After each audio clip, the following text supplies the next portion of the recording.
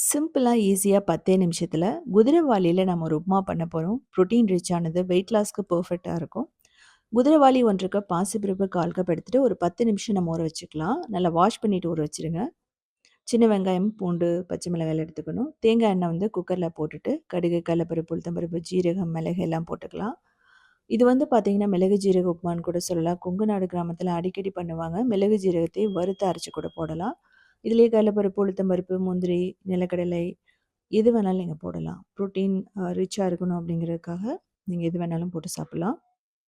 So, இப்போ வந்து நம்ம பெருங்காயம் ஒரு 1/2 டீஸ்பூன் போட்டுக்கலாம்.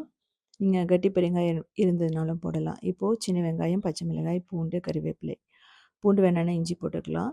நீங்க கொஞ்சமா உப்பு போட்டு நல்லா ரோஸ்ட் பண்ணணும். இந்த சின்ன வெங்காயம் முழுசு முழுசா தான் இருக்கணும், இந்த உப்புமாக்கு. நீங்க ஓப்பன் பேன் மெத்தட்ல பண்ணலாம். கொஞ்சம் டைம் ஆகும். குக்கர் அப்படிங்கும்போது 10 நிமிஷத்துல நம்ம எல்லாம் ரெடி பண்ணிடலாம். மார்னிங் பிரேக்ஃபாஸ்ட்டா இருக்கட்டும், டின்னரா இருக்கட்டும். வீக்லி ஒரு 2 டைம்ஸ் எடுத்துட்டீங்கன்னா, சூப்பரா வெயிட் லாஸ் ஆகும். ஸோ, மொத்தமா ஒரு 5 கப் தண்ணி ஊத்திக்கலாம். 2 கப் போட்டுருக்கோம்.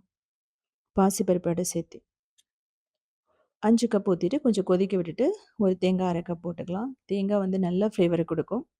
உளுந்து சாதம் மாதிரி, நம்ம எப்பவுமே உளுந்து சாதம் பண்ணுவோம். அதே மெத்தட் தான் இதுவும். இப்போ இந்த குதிரைவாலி, பாசிப்பருப்பு ஊற வச்சது எல்லாத்தையும் போட்டுட்டு, நல்லா மிக்ஸ் பண்ணுங்க. ஒரு கொதி வரும்போது, இத மூடி வச்சுட்டு ஒரு 3 விசில் விட்டீங்க அப்படின்னா, அப்படியே பஞ்சு மாதிரி ரெடி ஆயிடும். எப்பவுமே வந்து பார்த்தீங்கன்னா, ரைஸ் அதுக்கப்புறம் கோதுமை இது மாரியே சாப்பிடுறதுக்கு நம்ம குதிரைவாலி, திணை எல்லாம் மில்லட்ஸ் எடுத்துக்கிறது ரொம்ப நல்லது. ஸோ சுகர் லெவல் எல்லாம் கண்ட்ரோல் பண்ணும்.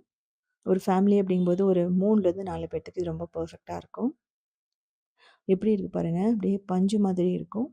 அதே சமயம் ஆயில் ரொம்ப குறைவா தான் யூஸ் பண்ணியிருக்கோம். தேங்காய் எண்ணெய் அப்படிங்கிறதுனால ஃப்ளேவர் ரொம்ப அதிகமா இருக்கும்.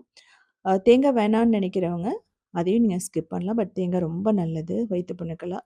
ஸோ இதே மாரி சிம்பிளான யூனிக்கான ரெசிபீஸ் வேணும் அப்படின்னா, நீங்க கிரியேட்டிவ் வேர்ல்ட ஃபாலோ பண்ணலாம். சவுத் இண்டியன் ஃபுட்ஸ் டாட்இன்ங்கிற வெப்சைட்ட 19 இயர்ஸா ரன் பண்ணிட்டுருக்கோம். அதிலயுமே 8000 ரெசிபீஸ் இருக்கு. ஸோ செஞ்சு பார்த்துட்டு கண்டிப்பா கமெண்ட் பண்ணுங்க. இது வந்து தயிரோடையும் ஊறுகாய், சிப்ஸ் எதோட வேணாலும் நீங்க எடுத்துக்கலாம்.